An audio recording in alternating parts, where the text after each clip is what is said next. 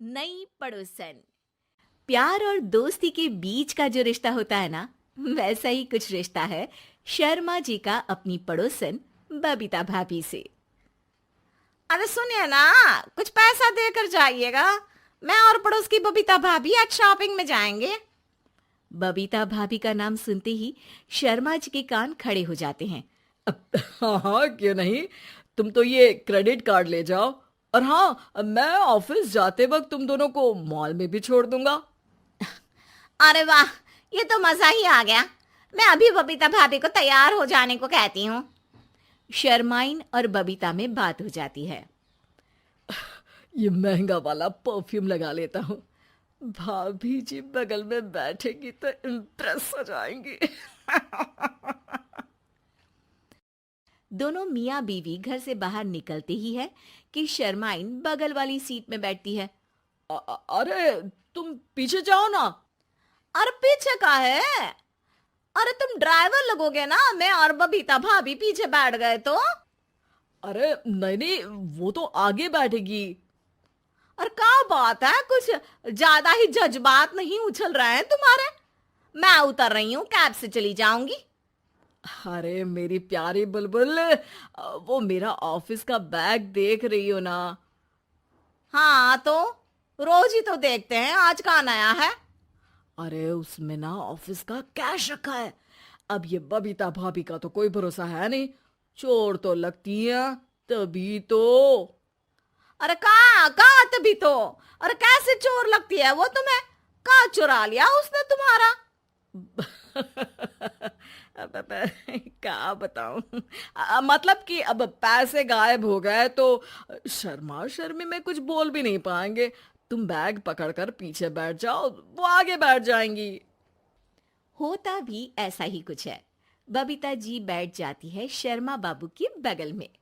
अब जो car speed office जाने के लिए 70 होती थी, वो 40 में आकर अटक जाती है।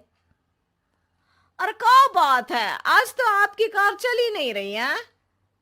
बबीता जी जोर से सांस लेते हुए कहती हैं, ये कैसी प्यारी सी महक है। अरे लगता है मेरा परफ्यूम है, लेकिन मैंने तो लगाया नहीं। अरे वो लगता है गलती से मैंने। अरे शर्मा जी, लेडीज परफ्यूम। अब जी जी, वो बाजार आ गया। अच्छा, आप लोगों का अगर टाइम लगेगा तो बता देना, मैं आ जाऊंगा लेने। अरे नहीं ना, ठीक है जाओ अब ऑफिस। हाँ वैसे ही लेट हो रहे हो कब से। बाय बाय भाभी जी, अच्छे से शॉपिंग करिएगा।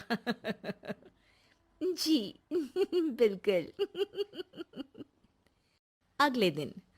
अरे सुनिए तो, शाम को जल्दी आ जाइएगा, वो बबीता भाभी है ना। अब कौन बबीता भाभी? याद नहीं आ रहा। अरे वही वाली जिसके साथ आपने हमें मार्केट में छोड़ा था, याद नहीं का? अरे कौन वो पतली लंबी काले काले बालों वाली हिरण जैसी आंखों वाली, वही ना। अरे याद नहीं आ रही अच्छे से। वाह जी वाह। अरे और कितना याद रखोगे? उन लोगों के घर हमारा आज रात का खाना है, टाइम से आ जाना। शर्मा और शर्माइन पड़ोस की बबीता भाभी के घर खाना खाने जाते हैं, जहां बबीता का पति कहता है, अरे आइए आइए भाभी जी, आप ही का इंतजार हो रहा था। देखिए, आज सब्जी मैंने खुद आपके लिए अपने हाथों से बनाई है। अच्छा, तो कभी हमारे घर भी आइए। खाने में मैं भी खिलाऊंगा बबीता भाभी को अपने हाथ का कोरमा मसाला। अगर आप दोनों की खुद की तारीफ हो गई हो तो थोड़ा बैठकर बात कर लें। अरे बबीता जी, आपकी शादी अरेंज्ड मैरिज लगती है, तभी आप कहाँ इतनी सुंदर। और भाई साहब? अरे नहीं नहीं, हम लोगों की तो लव मैरिज थी। मैंने तो 16 सोमवार रखी थी इनके लिए। अरे हाँ, मैंने भी इनसे शादी के लिए ना 16 सोमवार रखे थे। अच्छा, और व्रत करने के बाद ये मिले आपको? अरे चुप रहिए ना, कुछ भी बोले जा रहे हैं।